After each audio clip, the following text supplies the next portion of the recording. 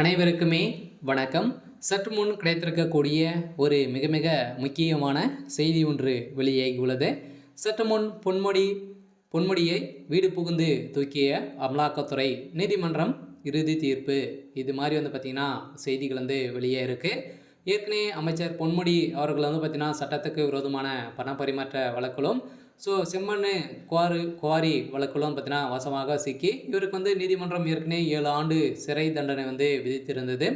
இதைத் தொடர்ந்து எதிர்த்து பார்த்திங்கன்னா அவருடைய உடல்நிலை குறித்து அமைச்சர் பொன்முடி அவர்களுக்கு விடுதலை கிடைத்திருந்த நிலையில் இப்போ ஏற்கனவே சட்டத்துக்கு விரோதமான பண பரிமாற்ற வழக்கில் சிக்கி அமைச்சர் பொன்முடி இப்போ பார்த்திங்கன்னா நீதிமன்றம் போட்ட தீர்ப்பின் அடிப்படையில் வருகின்ற மார்ச் 19ஆம் தேதி நேரில் ஆஜராக வேண்டும் அப்படின்ற மாதிரி போட்ட உத்தரவின் அடிப்படையில் தான் இப்போ பார்த்திங்கன்னா அமைச்சர் பொன்முடி அவர்களை அவருடைய வீடு புகுந்து அமலாக்கத்துறை தூக்கிய சம்பவம் பெரும் பரபரப்பையும் திமுகவுடைய பெரும் அதிர்ச்சியை ஏற்படுத்தியிருக்கு. கூடிய விரைவில் அமைச்சர் பொன்முடி அவர்கள் சிறைக்கு செல்லத்துக்கான அனைத்து ஏற்பாடுகள் தான் நடந்திருக்கு. ஏற்கனவே 15க்கும் மேற்பட்ட அமைச்சர்கள் வருகின்ற சட்டமன்ற தேர்தலுக்குள்ளே சிறைக்கு செல்வார்கள் அப்படின்ற மாதிரி தான் பாஜக போட்டு இருக்கக்கூடிய பிளானிங் அடிப்படையில் ஒவ்வொரு அமைச்சராக இப்போ பார்த்திங்கன்னா சிக்கிறாங்க.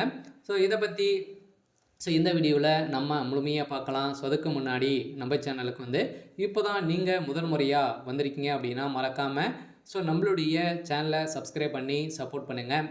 வாங்க வீடியோக்குள்ளே போகலாம்.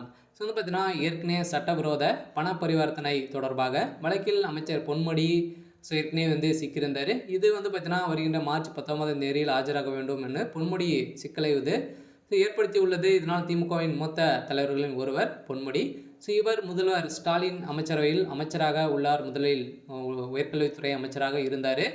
இப்போ பார்த்தீங்கன்னா அதற்கு பின்னர் பொன்முடி இலாகா மற்றும் செய்யப்பட்டு இருந்த நிலையில் பொன்முடியுடன் இருந்து உயர்கல்வித்துறை பறிக்கப்பட்டு அதற்கு பதிலாக வனத்துறை அமைச்சராக பார்த்தீங்கன்னா அவர் சௌரிக்கப்பட்டிருக்கக்கூடிய சூழ்நிலையில் முன்னதாகவே கடந்த 2006, 2011 ஆண்டு காலத்தில் வரையிலான திமுக ஆட்சியில் உயர்கல்வி மற்றும் கனிம வளங்கள் சுரங்கத்துறை அமைச்சராக பொன்முடி அவர்கள் இருந்திருந்த நிலையில் அப்போது விழுப்புரம் மாவட்டத்தில் அனுமதிப்பட்ட அளவை விட அதிக அளவில் செம்மண் வெட்டி எடுத்ததன் மூலம் அரசுக்கு 28 கோடியே 36,40,000 ரூபாய் பார்த்திங்கன்னா இழப்பீடு செய்ததாக பொன்முடி அவரது மகன் கௌதம் சிகாமணி உறவினர்கள் இவர் மீது புகார்கள் எழுந்திருந்த நிலையில் இந்த புகாரின் அடிப்படையில் 2017ஆம் ஆண்டு லஞ்ச ஒழிப்புத்துறை பார்த்திங்கன்னா பதிவு செய்து கைதும் செய்யப்பட்டிருந்த இந்த நிலையில் ஏற்கனவே 2024 பார்த்திங்கன்னா அவருக்கு உத்தரவு போட்டிருந்தாங்க. கைது செய்ய 7 ஆண்டு சிறை தண்டனை விதித்திருந்த நிலையில் இப்போ 90 பக்கங்கள் என்ற குற்றப்பத்திரிகையை அமலாக்கத்துறை தாக்கல் செய்து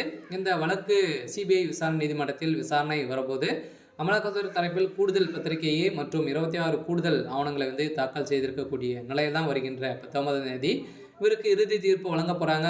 இவருக்கு பார்த்தீங்கன்னா 3 ஆண்டுகள் சிறை தண்டனை விதிக்கிறதுக்கான அனைத்து ஏற்பாடுகள் தான் நடந்திருக்கு. இருந்தாலும் என்ன நடக்க போகுது அப்படின்றத வெயிட் பண்ணி பார்க்கலாம்.